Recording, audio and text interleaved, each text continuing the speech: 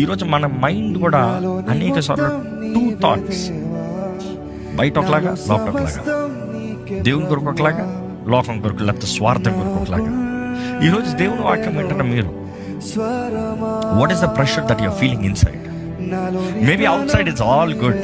బయట సొసైటీలో చూస్తానికి wonderful family, perfect family, perfect life, wonderful job, మంచి ఉద్యోగం, మంచి కుటుంబం, మంచి ఆదాయం, మంచి జ్ఞానం, మంచి బిడ్డలు, వాట్ ఎవర్, మంచి ఇల్లు, మంచి బయటకు అంతా మంచిగా కనపడచ్చు. కానీ లోపల పరీక్షించుకోవాలి. ఎందుకంటే దేవుడు హృదయ రహస్యాలు ఎరుగున్న దేవుడు మన హృదయాలను చూస్తున్నాడు.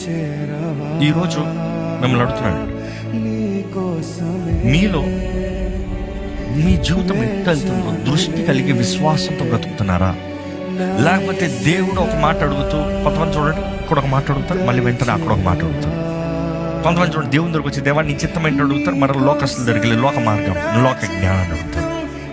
ఇట్లా అవ్వదు. దేవుడు వైపు పెడతాం, దేవునిలోకి రా. ఈరోజు విశ్వాసులు ఎందుకు ఒత్తిడికి గురవుతున్నారు? ఎందుకంటే ప్రతి విశ్వాసికి తెలుసు, నీ భారం యెహోవా మీద మోపు, నీ భారం యెహోవా మీద మోపు, ఆయన నిన్ను ఆదుకుంటాడు. ఈ మాట అందరికి బాగా తెలుసు.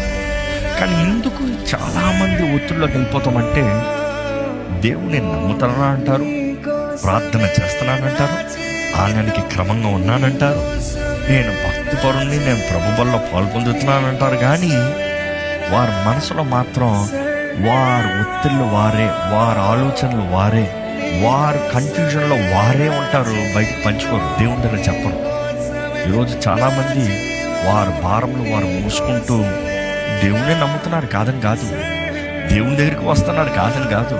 కానీ వారి మనసులో ఉన్న తలంపులు దేవుని పాదాల దగ్గర పెడతలే, వారి మనసులో ఉన్న ఆలోచనలు దేవుని దగ్గర సమర్పిస్తలే. దేవుని వాక్యంలో ఎదుగో ఇప్పుడు చెప్పిన మాటే కీర్తన 55:22 వచనం ఒకసారి చూద్దామా?